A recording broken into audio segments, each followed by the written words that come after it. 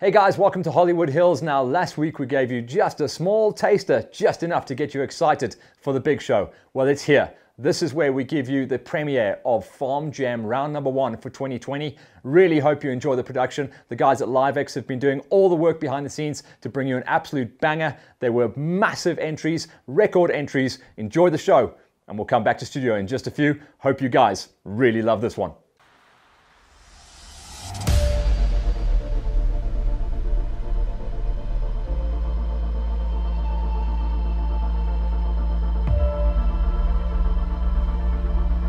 For 2020, Farm Jam traveled once again up to Middleburg to kick off their 2020 tour. It was amazing to see how much buy-in came in. The guys were keen as mustard to get going, and as documentation ticked over in the morning session, it was clear this was going to be one of the biggest events ever in the illustrious history of Farm Jam racing. Juniors, quads would make up the morning session, and the afternoon session was starting to fill the pits with all of the bikes. Right now, everyone was starting to get locked and loaded and good to go out on the course. No rain for just over a week and a half, so the dust was hopefully going to be down throughout the rest of the day, but everyone was keen as mustard to drop the flag, get on the gas, and go out there and race on this amazing course. Remember as well that the Middleburg venue would only be used twice, as Secunda and Bronkhorstspruit were now added to the list.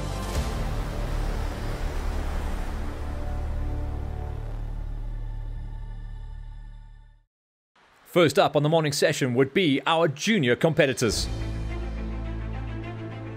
So today we're at Farm Jam. I really hope I'm going to win, and I'm riding my 65, so I've never raced my 65, so I wonder what it's going to be like. I'm hoping that it's going to be nice, fast and flowing. I've raced them last year in 50s, but some of them weren't riding 50s, so I think they might be fast on their 65, so I don't know.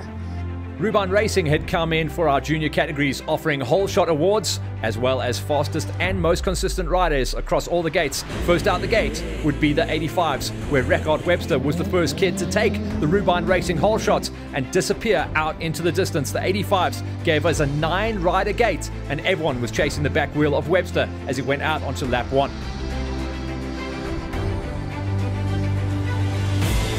Next gate would be the pinners on the 65s. Also, this time it was Bruno Nerbure that walked away with it, with Jake the Snake doing the chase down and Matty Mayer on his wheel. Those were the riders to watch inside the top 3 on a 14-rider gate.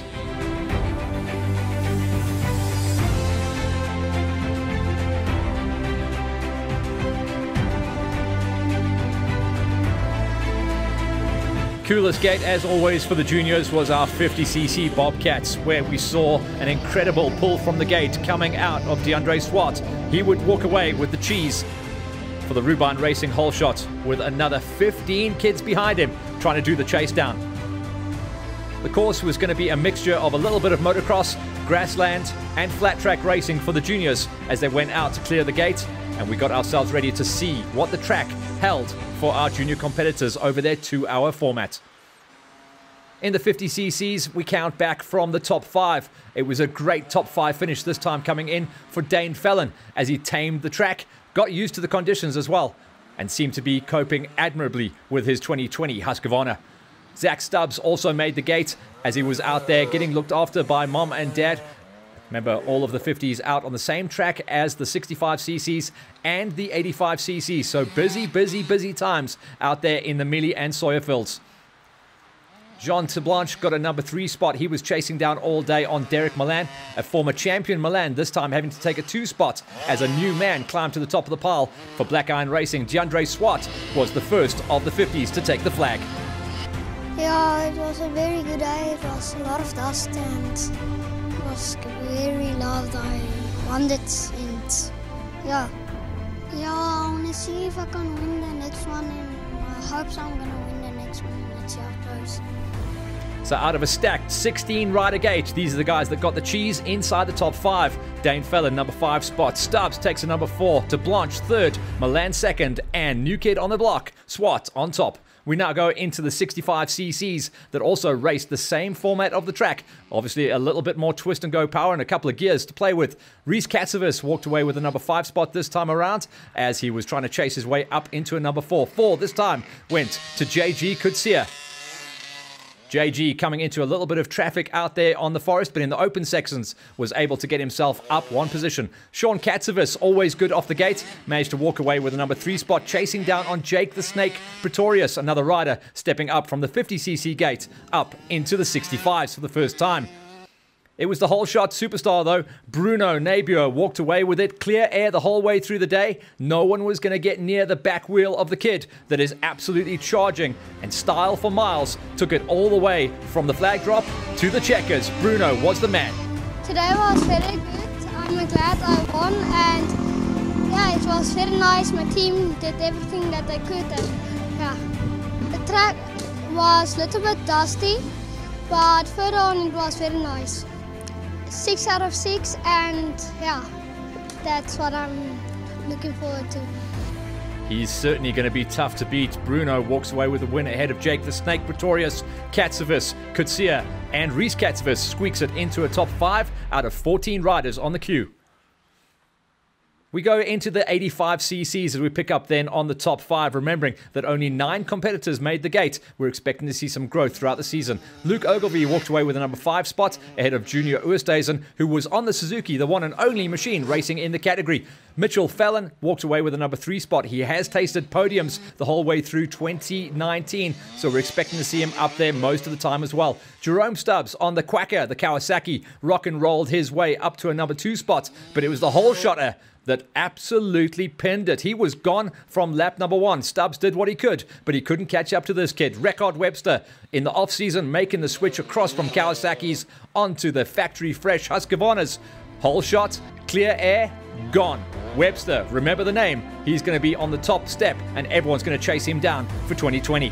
Here's confirmation of those top 5 that squeaked it from a 9-rider gate. Ogilvie, Oosthuizen, Fallon, Stubbs, and it's Record Webster, the main man on top in 85s.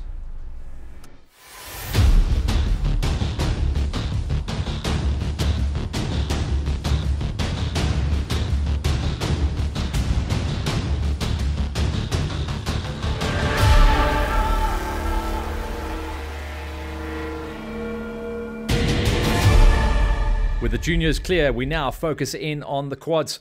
Behind the scenes and building up to the first event, the Farm Jam management did a lot of marketing and research to make sure they got their full gates, they achieved their goal. It was stacked, and we went down in the pits to catch up with a couple of key players and hopeful riders before we went racing. This is practice ride, and if all goes well today, we're definitely going to see if we can nail the championship here. If we get off to a good start in the season here, and I live close, not close, but I live closer to this than some of the Africa off-road races and other series. So let's see if I can have a good race today, and we'll take it from there for the rest of the year. Yeah, my father started riding Farm Jam 2015, 2016. And I wanted to start riding, so 2018 I started quads. So yeah, and last year I won my class. So yeah, it's looking good. I'm quite impressed. It's better than some of the other series that we've been racing. So this is good. If they can keep this up, promote the sport, and it's always good for quads if we can get this sort of entries in the more support type races towards MSA. Then I mean that's just win-win for everyone. The vibe, the people, the netty awesomeness van die hele event. Ja, ag die vrou kom saam, met klein hondjie kom saam, is met klein baba kindjie daai en dan my seun werk vandag, hy kom gewoonlik ry toelers. So ja, it's 'n lekker family event, lekker outing vir die dag. Lekker support, vriende gemaak, dis ook al baie mense, so is lekker crew. As jy 'n probleem het, almal help gou mekaar uit, weet om te spare of whatever ook al, almal help mekaar, so is lekker event.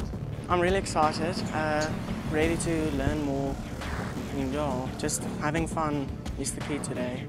Yeah, this area, we used to race here a lot 2 years ago, and then it was very technical, it was rough. You could expect the Farm Jam races would be the rocky races of the year and the more technical races.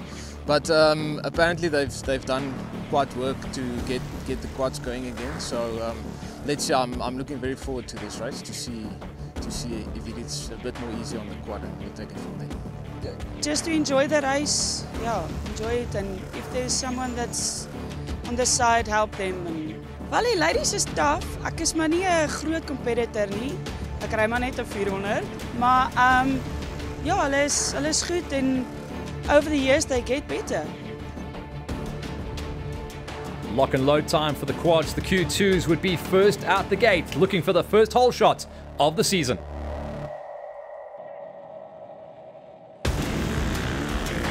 Q2s, it was an emphatic jump off the line from the outside gate. Jonathan Gumley hammered the nail and got it done. He was going to get chased down hard in the early stages by David Stratham, who did not want to be sucking that dust as they went out into the fields. It was a full 30k loop for our quads.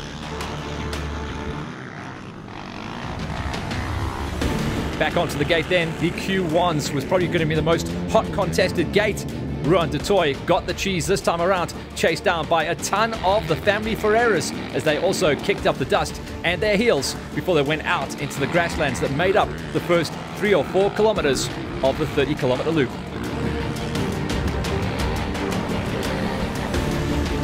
Tight conditions as the Masters went out the gate. The big 4x4 of Johnny Horsford took the inside. Brian Herbst for the 4-2-1 squad took the outside. And Brian, the king of hole shots, once again retained his crown as he ran clear air out onto loop number 1.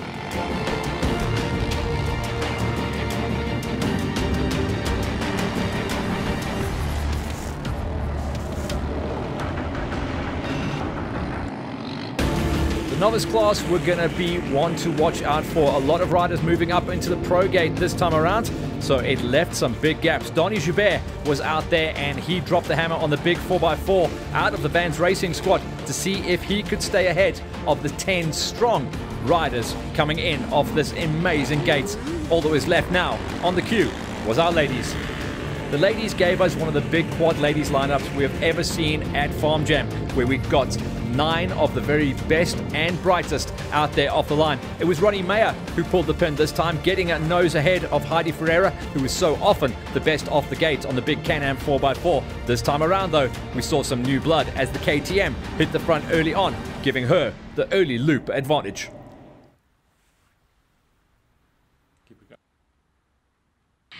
Out on the course, 30k loop, had varied terrain, so making it inside the top 5 on a 9-lady gate was going to be a big brag. Nicolene Milan got the job done on one of the stock old Blaster Yamahas. She was finding the tech terrain very much to her liking on the smaller machine. This time around, Heidi Ferreira didn't come to terms with the track as much as she did in 2019. She was going to be hustling down there in a number 4 spot as she tried to chase inside the top 3 for Lizelle van der Merwe. Lizelle had done a good job of coming out and racing the 2019 tour and getting herself used to things. One of our late season winners actually coming out of 2019 was Albie Pretorius, one of the few ladies racing out on the green machine Kawasaki's. She absolutely loved the moist terrain out there, a little bit of dust, a little bit in the fields, but in the flatlands she was absolutely fantastic. But it was the whole shot that came out of Ronnie Mayer on the ladies gate. She really dipped her toe into a little bit of Farm Jam racing in 2019, and now she has set herself up as the lady to beat, as she was first to the flag and took the ladies' crown. She's going to be chased down by the rest of the ladies on the rest of the tour. So Milan, Ferreira, van der Merwe, Pretorius and Mayer, the ladies to watch out for. So already 1 win to the Mayer camp, with Ronnie taking the ladies title this time around. 5th place going to Jannie Mayer. Both rocking and rolling on the KTMs, and nice to see that little bit of family feel that we do look for at the Farm Jams, where we see man, wife and child racing a lot. Emil van der Merwe, one of the most affable and likable racers out there. Couple of small mistakes on the Suzuki, but having an absolute jaw out there. He says it is all about the family and just enjoying your racing. Donaclin Stemmet walked away with a number 3 spot, so he was starting to climb the ladder as far as the championship points go and starting to taste some champagne, but he was going to have to really work hard to try and get up to the likes of Arno de Bruin, who did get himself a number 2 finish as he mixed it up with the rest of the competitors. But it was the unstoppable hole shotter Brian Herbst riding out of the 4-2-1 squad. He said his quad did start to make some funny noises towards the end, but he had just enough in hand and a lead in the tank to walk away with his first checkers of the season. confirmation then. Jannie Meyer takes number 5 spot ahead of Emil van der Merwe. Donaclan Stammet in a 3 spot, Arno de Bruin, and then Brian on top. Into the Q2s, where a former Farm Jam champion had his problems on lap number 1, wrong slotting, and was unable to fight back of the deficit of time that he lost. That was big too tall, Johan Oosthuizen, walking away with a number 4 finish. That meant we had a new kid on the block moving up into number 3 spot. Clayton Buerter stepping out of the amateur ranks that he's raced in for the last couple of seasons and finding his place in the pro categories, walking away with his first ever Q2 3rd place. Janneman Besadenhout has been doing some amazing off-season work. He came into the GXCCs as well as the Farm Jams in sublime form and was good enough for a number 2 spot here on out. But there was one man faster on the day, the unstoppable David Strydom. Even though he wrong slotted on lap 1, he went back onto the loop, corrected his mistake, and was unstoppable as far as lap times go for the rest of the 3-hour racing format. He treaded the line between aggressive style and smooth as butter lines as he sliced and diced his way to his big checkers at Farm Jam number 1. The start went well. The start is obviously different to the GXCC, so I didn't get the timing exactly right, but I managed to get the second corner second, and then right at the start there was a proper jump. The guy in front of me jumped and then he hit left for some reason, and I saw no, the flags are going straight, so I just pinned it straight. Basically took the lead within the first 500 meters, so that was cool. And then it was actually pretty technical. The first spot, it was definitely bumpy, the old Farm Jam bumpy start, and then from there it opened up very nicely. So from there it was actually very nice. Enjoyed it. The Q2 racers walking away with the top 5s this time around. Johan van der Merwe, then too tall. Clayton Buerter gets onto the box at his first pro ride. Janneman Besadenhout second, and David Strydom hammers the win. Out there in the Q1s, everyone was going out to see what they could do. Some riders had actually made the jump up out of the Masters category to go racing in the Q1s. One of those riders was Cobus Ferreira, a former Masters champion, deciding to polish his blade and go up and race with the youngsters. It was interesting to see what he was able to do as well as he stayed out ahead of some key players. Number 4 spot this time around went to Wynand Willemse. A good start for Willemse was going to set him up nicely. He was able to run 4 spot the whole way through the day and was really not too badly troubled by the dust on the flatland sections. The guys that diced inside the top 3 though were running much closer on the gates. Rowan de Toy had whole shot off the gate on his Suzuki, so we were watching to see what he could do. Unfortunately, he did start to have some late race fade on his Suzuki, dropping down from what looked to be a potential win down to 3rd. 3rd is still good points on the plate though, as the tour now heads to round 2 in Secunda. The Ferreira brothers were closely matched in the early half of the event. Christian, this time around, walks away as Stefan had some mechanical problems, having to bow out this time around. So it was Christian Ferreira who gets his number 2 spot and sets himself up very well to try and nail down his first ever Q1 Farm Jam title come the end of the season. Francois Smallberger, though, was the man to beat on the day. He was absolutely pinned the whole way through. He had some issues at a previous event just 4 weeks back. A little bit of a rebuild, a new exhaust pipe on his machine, and Baby Burger got the job done here at Farm Jam number 1. Hey Cheeseburger, that was a lacquer run at the Farm Jam. Tell me about your race. Yeah, it was a lacquer race. The track was amazing today. I think it's the most fun track I've ridden the whole season. Yeah, it was just excellent. I know Leon's been working hard to try and get the quads back here. This was a good number, eh? Yeah, it was a really good number. I can see we're going on this year with the quads. Yes, indeed. Walking away with his first win of the season. Smallberger beating out on Christian Ferreira. Rowan de Toy dropped down to 3rd after his whole shot, but he did beat out Wynand Willemse and Cobus Ferreira.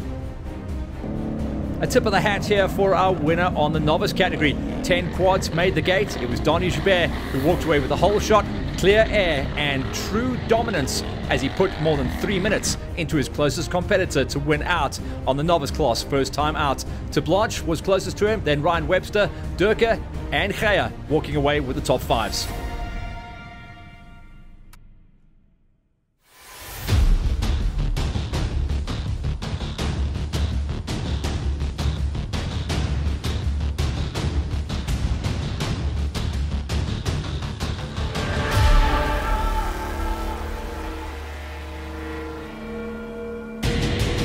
Juniors job done, quads done. Now time for the bikes. We caught up with Josh Johnson, one of the pre-event favorites. We're out at Farm Jam, round 1 of the year. I'm looking forward to it. I think it's going to be a good one. There's quite a few people rolling out, quite a few names. Yeah, we'll see how it goes. Yeah, I've raced here many times before. This is where I started.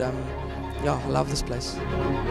The success of Farm Jam over the years has been slowly building up to this point where we got to the beginning and the first round of 2020 where we saw the biggest bike entry across the board. The first gate was going to be all about the OR1s. That was the Pro Opens where everyone was chasing down on the title holder, Airtime Bierkus.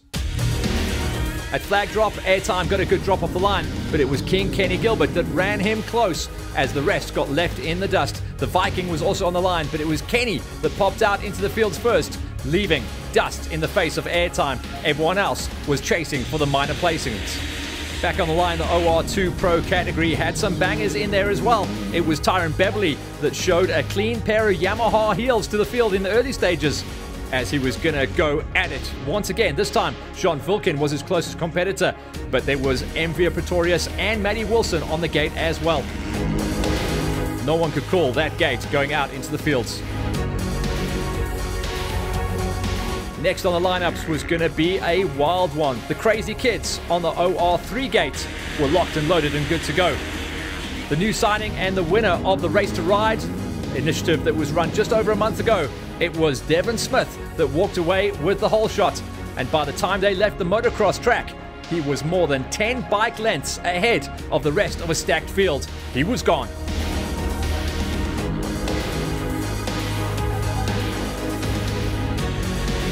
For the seniors that saw 13 riders take up the chase, it was Fionn du Plessis who got the cheese and stayed on track, with the rest of the riders trying to chase him down. DJ Milan was going to be a big threat for the win once again, as he had the most experience out of the rest of the riders, as he quickly moved himself into a 2 spot heading out into the fields.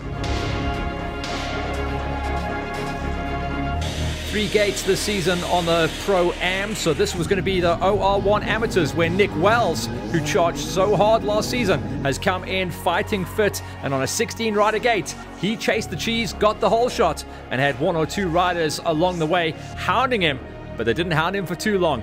Wells launched the big kicker out into the fields. 1 or 2 riders looped it out. And it was all looking so good. So Wells had a massive gap, and that would give him a huge advantage on loop number 1. The OR2 Amateurs would have some big players in it. Dion van der Merwe, Zane de Villiers, Liam Crottier, and Carl Davey with the elbows up on the Suzuki was once again going to be riders to watch. Davey nearly tucked it, but still stayed upright to leave the motocross section inside of a top 4 position.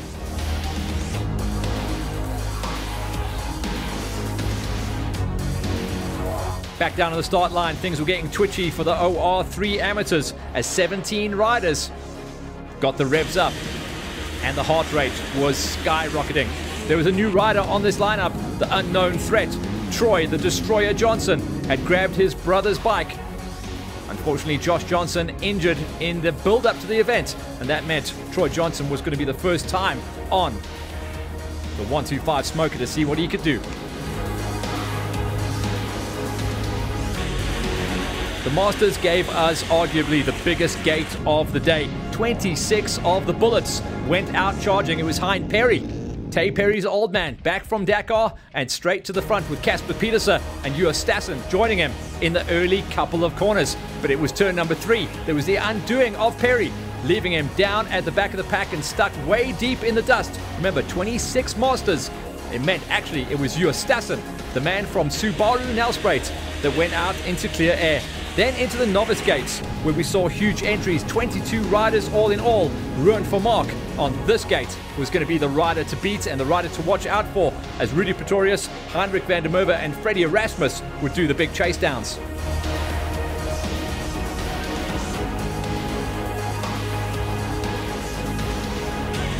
Track was getting super busy. Now we moved into the OR2 novice category. 11 riders out there. Good buddy of ours, Dean Galau, had the elbows up as he moved up a category into the 350 lineup. But it was De Silva that charged off the front as a pre-event threat. Looked like he was going to be the man to beat as they went out into the fields. But anything could and will happen in off-road racing. De Silva tucked it and dropped outside of the top 5, heading out into the fields, right on the back wheel of Gillau.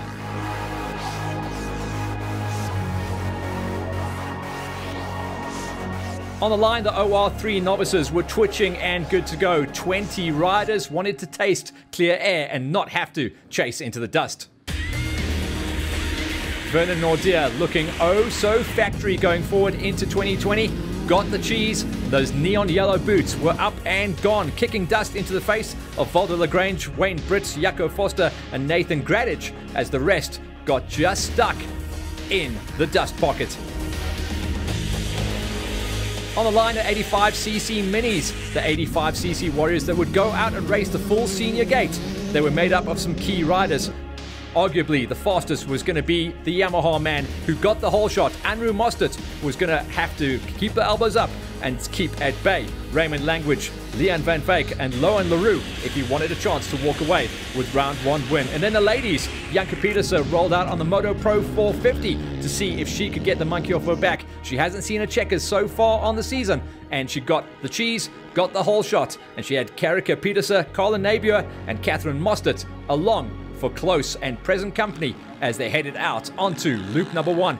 The track was now full with more than 200 bonies pinned wide open. Out on course then, the OR3 novice category that saw 20 riders off the gate. We're going to be tagging the top 3. It was Wayne Britz that walked away with a number 3 spot. Valdo Lagrange was good enough and did a solid ride up into a number 2, but no one was going to catch the whole shotter who caught the cheese and the flag. Vernon Nordier was unstoppable on the course and one of the riders that set himself up nicely going forward into the championship. Confirmation of Nordier's win ahead of Lagrange. Britz, Forster made a number 4 spot and Gradich inside of a top 5. Bagging and tagging, one of the just small mud bogs, but did cause some major problems. Miguel da Silva, even though he stalled out off the line, got a 3 spot. Dean Gillau, 1 or 2 little fallovers, but still getting used to the 350 and still carrying that hand injury, was still rock and rolling his way up to a number 2 spot. And Dino was going to be super pumped with that one. No one's going to be catching up with the rider out front though, with a gap of over 4 minutes. It was Stefan Vermaak that saw the gap, got the flag, and will be the man to beat off the OR2 novice gate going forward into the rest of the season.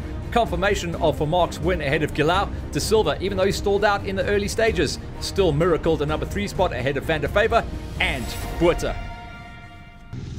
Then up to the big bangers. Most of the guys running the big 450s off this gate, the OR1 novices. It was Heinrich van der Venter that went up into 3rd place. Rudy Pretorius, who has done some solid rides out here at Farm Jam, once again brings home a number 2 spot. But this time, Ruan Vermaak was just too good. That light style of riding, very much in the shape of Airtime Bierkus. He stays high on the pegs, gets those elbows up, and he saw the checkers first. So he is going to be the man to beat. Ruan Vermaak, remember the name? Way too good to be a novice. He's going to be climbing out into the pro category soon. Vermaak, Pretorius, Van der Venter, Erasmus, and Bodnorst confirmed in your top 5. And then up into the amateur categories as we once again climb the horsepower and CC ladder. Top 5 out of a 17 rider gate is a big shout out to Gert Smith, as he was good enough in the mud, rocks and forest to miracle a top 5 ride. Henning Buitendijk did a good job even with his loose riding style, but he has kind of polished his blade very much around the course that is laid out here at Middleburg. It's going to be interesting to see what he can do when we go out onto the road. 4th though is a good run. Jean Schippers has the guns out once again. The entire Motomaniacs crew pretty much going sleeveless throughout 2019. Once again, we see some good results coming in for the squad as Jean gets himself a number 3 spot to climb onto the podium. Through the wood and the roost, Ruben Roux would have probably been hoping for a win on the category, and he was so agonizingly close. There was only one man on the tour that beat him, and once again, the riding style of Ruben giving him an amazing result of 2 spots. But it was the Johnny Come Lately that hooked his brother's bike after brother had to step out through injury. Troy Johnson, first time out on the 125 Yamaha, brings it all the way to the top of the pile to take his first ever win at the first time of asking on the OR3 amateur gates. I was going to ride 85 and then I was riding my bike in this morning, we redid the engine and then the radiator went, so it was over, and then my brother went out and he hurt his wrist, so I took his bike and rode R3 Pro Amateur. Yeah, the start was pretty good. I came out onto the track about third, and then I just tried to keep it there, and then about 2 kilometers in I was second, and then I just pushed and then 5 kilometers in I passed the guy and I got into first, and then from there I just kept it there.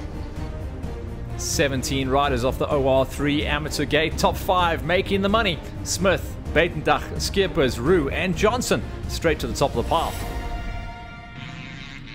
OR2 amateurs gave us 11 riders, meant it was going to be super tight, very evenly matched the whole way through this gate as well. Number 5 this time around went to Rudolf Venter with Carl Davey. Also love the kid's wild riding style. So cool to hang out with him in the pits as well, and very much one of the local kids that is out there for a good time and as fast a time as he can possibly tag as well. Liam Crozier was a little bit more serious about his approach to the event as he walked away with a number 3 spot, trying to chase his way inside some of the big numbers, getting a little bit lost in the big braking markers out on the farm though. He was trying to get up the road and chase down on this man. Zane de Villiers, so good. One of the definite amateurs who is not too far away from making the jump up into the pro categories. The 729 of Zane was insane the whole way through the day. But one more man was a little bit quicker than him. A new signing on the factory CIT Husky squad, Dion van der Merwe, is starting to become a key player to watch out for every time he swings a leg over the Husky. Little bit of track time on motocross, little bit of GXCC and Farm Jam racing, and we are seeing the numbers come piling in for Van der Merwe. He beat out in confirmation here on the results de Villiers, Crozier, Davey and Venter, the top 5 in the OR2 AMs. And then the gate on the OR1 amateurs was stacked. 16 riders and some real tasty players going out to try and chase the cheese. Number 5 spot this time around went to Arno Leroux as he just beat out on Carl Nabier. He was really in good form and a rider that just kind of stayed out of trouble the whole way through the day. Didn't get mixed up in too many of the big fights. Moritz Gildenees did a solid job as well to try and stay clear, but it was obvious that it was busy out there with over 200 riders on the gate across all the categories. A lot of riders were just lost in the dust most of the way through the day. Number 3 spot went to Jacques Engelbrecht as he got himself up into a number 3 in the first of the major players on the podiums. Number 2 this time went to Jean-Andre Visser, who had some small problems in the mud bogs but still managed to recover nicely from his loop out off the gate. Remember, he was the rider that just went almost full Travis Pastrana on us coming off the line. He was in a 2 spot out, made that mistake, recovered to the 2 spot. But it was the superstar in the making, Nick Wells, who is now being picked up by the Vans Racing Husqvarna support crew, who did the job, got the whole shot, and ran the numbers the whole way through the day. Nick starting to really work on his finesse and fitness to become a player, and he walks away with the first cheese of the season by taking the OR1 amateur win for the Vans Husky squad. Nick's going to be pumped with that one. Here's a confirmation of the wrap-up. So the win in the bangers, that's Nick on the 300 smoker, gets the win ahead of Visser, Engelbrecht, Gildenees and Leroux. Back out on the track as we carry on. This is the Little Smokers, our Pro Mini 85s, which gave us a 10-rider lineup. These are the kids that were good enough to rockstar their way up into a top 5. Jean-Andre Bosch brought it all the way up to a number 5 spot as he chased down Lohan Leroux. It's so fun to watch these kids. Remember, this is the jump up from the junior loop where you times the track and the length of the race almost by double. So it's a big jump out from a 10K loop to a 30K loop and a 2-hour racing format to a 3-hour racing format. Really tough to make that jump, but these kids do it as if it is second nature. So it's 4th to Lohan Leroux. Leon van Veek made his way up there into a number 3 spot. Raymond Language, who has been aching to get himself a win for the last couple of seasons, got a little bit jammed up on some of the mud sections and technical loops, but was still good enough for a number 2 spot. But it was the pre-event favourite on the 85 Pro Minis, Andrew Mostert, who got the whole shot on the 85cc Yami and just ran the numbers. Didn't see anyone else the whole way through the day as we expected, and one of the riders that no doubt towards the end of this season will be jumping out of 85cc Pro Minis onto the big 125. Here's confirmation of Mostert's win ahead of Language, Van Veek, Roo and Bosch, just squeaking the top 5. With 18 of our very tippy top ladies making the cut and going up to race Farm Jam number 1, it gave us our biggest ever entry of the fairer sex of races. These were the top that made it into the 5 counting up for the podium. Marlene van der Spey did a cracking job to try and chase down on Catherine Mostert. Mostert was locked in a 3-way dice the whole way through the day with Colin Napier. Napier eventually walking away with 3rd place, but it did come all the way down to the wire. They were banging bars up until the flag drop. Carla becoming such a key rider, especially at these events. 3rd place for her. Karika Petersen, she was challenging for the lead early on, but just a little bit down on horsepower versus her sister. Karika rocked her 250 though, all the way up into a number 2 spot, and that's going to be nice points on the plate for her. Are we looking at another championship where it is the Petersen sisters going 1 and 2? This time around, Janke Petersen swung a leg over the Moto Pro 450, and it didn't miss a beat the whole way through the event. Jumped out of the whole shot, ran clear air, and she seemed unfazed the whole way through the event. 3 hours, and every single lap she was out front running the numbers. In fact, her lap times enough to make a lot of the boys blush. She saw the flag for the ladies event, winning out ahead of 17 of the others. Here's confirmation of Janke Petersen beating out on Karika Petersen. Carla Napier got the number 3 spot ahead of Mostert and Van der Spey. Into our age group category races, where we saw a record banger of 26 riders making the cut. Big Steph Bester, which we're so used to seeing swing a leg over the 4-wheel format with handlebars on the quads, walked his way up to a number 5 spot, so set himself nicely up for the season. Hind Perry, even though he pulled a whole shot and went down in flames coming out of turn number 3, he still fought hard, never let it go, just like Little Tay, and somehow managed to squeak his way into a number 4 finish overall. That's some gutsy riding. Joas Stassen, our good buddy out of Subaru Nelspruit and a massive supporter of the Farm Jam racing format for so many seasons, once again brings home his consistent riding style, smooth as ever, and rock and rolls it to a number 3 finish. Joas is starting to become a very tasty rider throughout the last couple of seasons. There was no catching Ernst Slabbert though. Slabbert's going to be locked in a titanic battle the whole way through the season. You can flip a coin to see whether it's going to be Ernst Roberts or Casper Petersen that walks away with the wins. Obviously, number 2 spot this time around, Ernst Slabbert, so no prizes for guessing who walks away with win number 1 for the Masters. It is the fastest dad in the West, Casper Petersen. The big bad dad looking after the Petersen sisters, and every now and again at the Farm Jams they let him out of his cage and he's allowed to go out and race. Popped out of the gate in around about a 2 or 3 spot and slowly built up the pace to get the win. Here's confirmation of Petersen's win ahead of Slabbert, Stassen, Hind Perry and Bester. Staying with the age group categories and moving now into the seniors, that gave us a 13-rider lineup. It was a little bit busy out the gate as well, and these are the players that made the top 5 cut. PJ Roth got a good run going there as well. His lap times were very respectable in the mid-30s the whole way through the day, and with a full tally of 5 laps raced, those are good points bagged and tagged and a lot of riding miles to get his form going for 2020. Johan van Veek was just up the road from him with a slightly better start off the run and a little bit better on the pace as well. Managed to make some cleaner passes out there to move 1 or 2 more positions up the queue.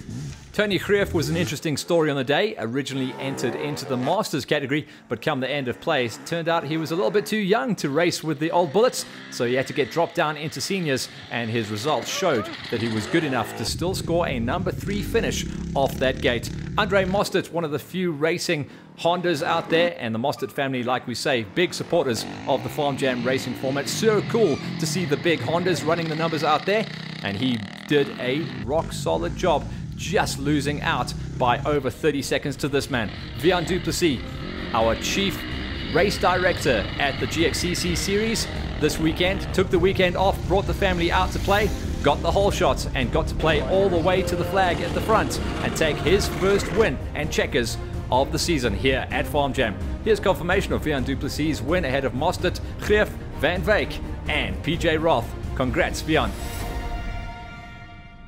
And then, saving the best for last, our pro category races. OR3s, and out of the OR3, which is normally the teenager gate, the only guy who can legally go to the bar afterwards and buy a beer. Great to see Ludwig Jans van Vuren pulling something out on the 254 strike after so many years on the 500. He said he will get better as the year goes on as well, so watch out for that.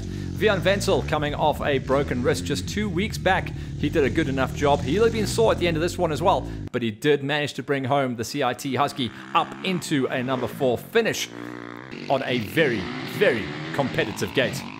Third place then, and one of our former champions coming off the high schools, and now last season moving across from Vans Racing onto Trax KTM. This time around, there was just too much competition for him, but good to see Lo Pretorius still able to climb up onto almost the top steps of the box. This time, third place coming out of Farm Jam number 1 on the ultra-competitive OR3 Pros. Stormy Viljoen, another one of our national and regional competitors that's made the move after a couple of seasons on the 125 high schoolers. This year, 2020, he moves up onto the 254 stroke and has started to become a player straight out of the gate at Farm Jam. Walks away with a number 2 spot. But the story of the season so far has been the winner, and a superstar in the making already. Devon Smith just brings it all the way to the top of the pile after winning the Race to Ride initiative. He has been unbeaten at every single event he has entered so far, and Farm Jam number 1 was no different. Picked up now by the full factory Vans Racing Husqvarna squad, and another flag to add to the CV. Stormy, you don't really see you out of the Farm Jams too much, but this is good training, eh? Yeah, no, it's very good training, and I'm glad to get a second for the day. What are we going to do about this Devon kid, eh? Yeah, I don't know. Just had to train hard, push forward, and see what we can do through the season. You and Lo were all over each other. I think you pushed each other to the max there. Yeah, we had a lack of dice through the day. Had lots of fun with him, but yeah, so next race is the next one. Here's confirmation then of the Crazies OR3 Pros. Smith takes ahead of Viljoen, Pretorius, Wenzel, and Ludwig Jans van Vuren, the old bullet, still pinning. Into OR2s then, where predominantly the guys are running the 350 format of the KTMs. 12 riders went out the gate. Top 5 this time, Jean Nebuhr. Looking good as well, starting to build form. Multifaceted rider, racing a little bit of motocross, off-road and enduro through the season. Jannie Potgieter, a name we know very well from Farm Jam and a couple of events around the country. He did a solid job to get himself up into a number 4 spot, chasing down on Jaco Nordia. Jaco did a very strong ride as well. He is one of the riders that is tagged to walk away with a couple of wins on this category. Maybe a little bit rusty coming out of the off-season, but Jaco Nordia definitely one to watch out for as he builds pace throughout the rest of 2020. Up the road into a 2 spot, didn't get the gate that he wanted, but a former winner and champion and one of the overall race winners from the early part of last season until he picked up a little bit of a bug and really knocked him off his game. MV Pretorius, also riding out of the Vans Racing Husqvarna squad, did a good enough job to get a number 2 spot, but there was no catching a new kid on the block as far as Farm Jam racing goes. A former GXCC and National 85cc champion this year stays with the 125s. Last year was his first time on the bike, and this year seems like the man to beat on the 125 high school gate. At this race, OR2s, the win, Matty Wilson. Matty, I'm loving the makeup today, brother. I like that lipstick. Thank you. Very dusty out there. Yeah, man. Yeah. Tell me about the race, though. I mean, these gates on the Farm Jams, they're getting harder and harder. Yeah, no, it was a good day today. The track was a better track than last Farm Jams and I've raced. It wasn't as bumpy and it was very well marked today. But they're busy, hey? I mean, you guys are in the lappers from lap 2, hey? Yeah, no, there was a lot of people today. It's like, wow, there's so many people here. Yes, indeed they were. And these were the people in the OR2s that banged the top 5. Confirmation of Wilson ahead of Pretorius, Nordia, Potgieter, and Nebuhr. And on to the big bangers. They were the first riders out of the gate, 10 of the very best. And great to see Mershan Taron making the move up, crossing over and making a choice in the off-season to rock out on the 300 smoker. He's worked on his training program and his fitness, and it really is starting to show. Big Mershan walks away with the number 5. Number 4 spot today, a good buddy of the brand as well, Brendan Rush. Coming off the big 450 motocross, he's got a 350 background in cross-country racing, and then after racing and coming so close to the win in the Race to Ride initiative, He fell in love with the smoker and jumped onto the 300. He gets himself up into a number 4 spot. Ron Haynes caught everyone napping off the gate, and it was his form towards the end of the laps that showed that he is going to be a championship contender. Ron Haynes comes swinging out of nowhere up to dag a number 3 finish come the end of Farm Jam number 1 in the ultra competitive OR1 Pros. A former champion and the man that was near on unbeaten in 2019 has to take one step down. Airtime Erhard Bierkus worked as hard as he ever has in his life to take a number 2 finish, but he is going to come back swinging. At the end of play, just 8 seconds separated Airtime from the eventual winner. And that man was King Kenny Gilbert.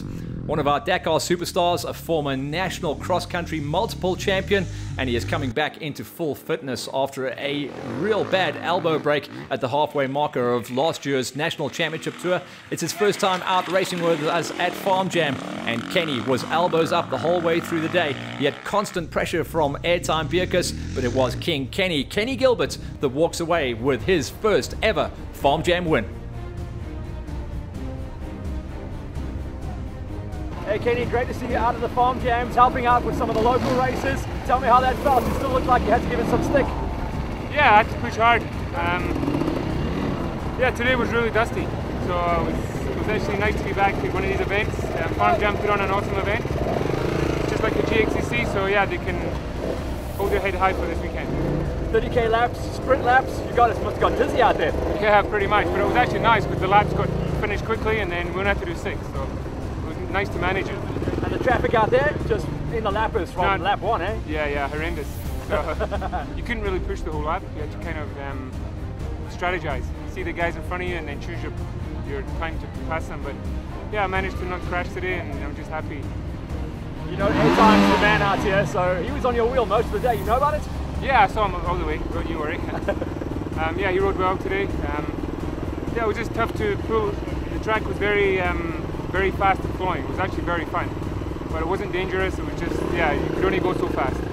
Airtime, you are the man to beat at Farm Jam. You just got beat, but only just. It was hard out today, but the dust was just too much. I couldn't handle it. I don't like riding in the dust, so I tried my best. It was elbows up off the start. You knew you had to get that good drop, eh? Yeah, I knew it, but he got me by surprise, but oh well. He deserved it, he rode well, So these were the big pinners. Motion Turan gets his top 5. Bam Bam Rush into a number 4. Haynes, the surprise package, in 3rd. Airtime Bierkus in 2nd, and Kenny on top. So congratulations to all of our winners across every single one of the categories. That is Farm Jam number 1 in the bag. We'll only be coming back to Middleburg at the end of the season, because after this, Farm Jam goes on the road as we hit Secunda, Bronkhorstspruit, back to Secunda, Bronkhorstspruit, and then we'll sign off at the end of the season, round number 6, back at Farm Jam Middleburg to crown our champions of 2020. Hope you guys enjoyed the show, and we'll see you out there next time.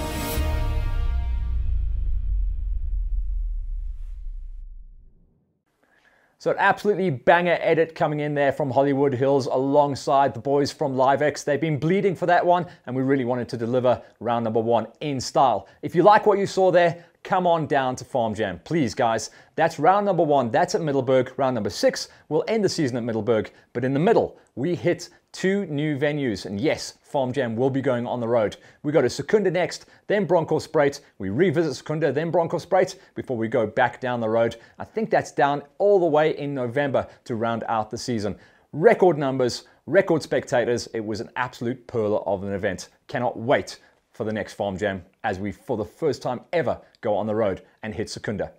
So that's that wrapped up. So what's coming down the pipe? Well, let's wrap up one of our competitions that we've been running in conjunction with BaseFit, and that was all about the Fuel It Up initiative. The idea was to just go online, like it, tag a buddy, forward it on, and try and get a little bit of traction. The guys that walked away with the cheese just got sent to us this morning, and that was Eugene van Copenhagen, as well as his good buddy, Jandre van Lingen. So congratulations to those guys.